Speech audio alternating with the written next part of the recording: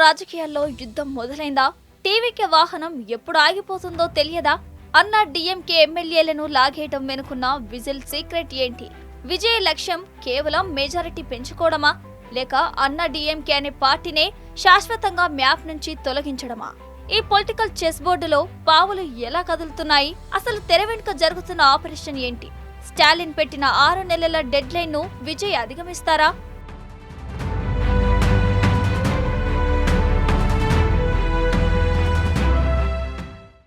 తమిళనాడు రాజకీయాలు ఇప్పుడు ఒక ఊహించని మలుపు తిరుగుతున్నాయి. విజిల్ మోతతో సౌత్ ను షేక్ చేస్తున్న సీఎం జోసెఫ్ విజయ్ తన పవర్ గేమ్ మొదలు పెట్టేశారు. మరోవైపు డీఎంకే అధినేత ఎంకే స్టాలిన్ కూడా ఊపిరి పీల్చుకొనివ్వటం లేదు.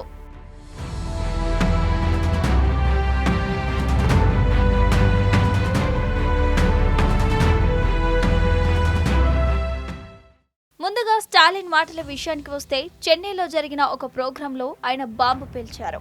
ఈ ప్రభుత్వం ఎంతో కాలం నిలవదు, మరో 3 లేదా 6 నెలల్లోనే ఎప్పుడైనా ఎన్నికలు రావచ్చు అని హెచ్చరించారు. కరెంట్ గవర్నమెంట్ ను ఆయన ఒక బలహీనమైన మైనారిటీ ప్రభుత్వంగా అభివర్ణించారు. టీవీకే సొంతంగా 118 మార్కును అందుకోలేదని, కొన్ని పార్టీల మద్దతుతో నడుస్తున్న ఈ వెహికల్ ఎప్పుడు ఆగిపోతుందో తెలియదని ఎద్దేవా చేశారు. అంటే స్టాలిన్ ఎప్పుడో అలర్ట్ అయ్యారు, క్యాడర్ ను కూడా సిద్ధం చేస్తున్నారు.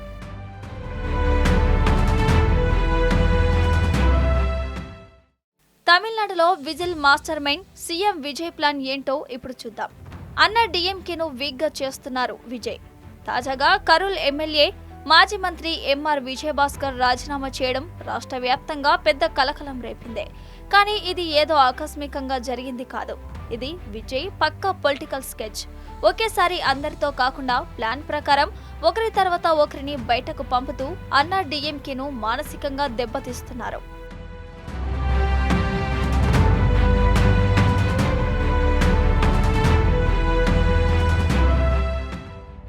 ఇప్పటికే 6 అన్నా డీఎంకే ఎమ్మెల్యేలు రాజీనామా చేశారు.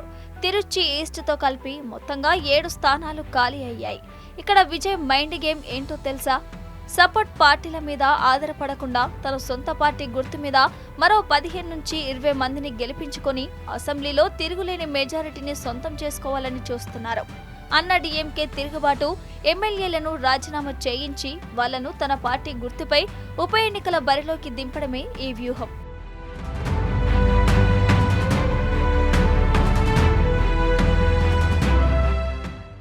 మరో ప్రచారం ఏంటంటే, ఇంకా 10 మంది ఎమ్మెల్యేలు రాజీనామా చేయడానికి క్యూలో ఉన్నారట.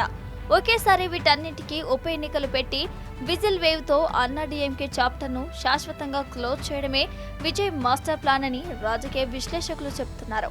మరి యుద్ధంలో పైచేయి ఎవరిది? స్టాలిన్ చెప్పినట్టు త్వరలో ఎన్నికలు వస్తాయా, లేక విజయ్ ప్లాన్ సక్సెస్ అవుతుందా? మీరేమనుకుంటున్నారో కామెంట్ బాక్స్ లో చెప్పండి.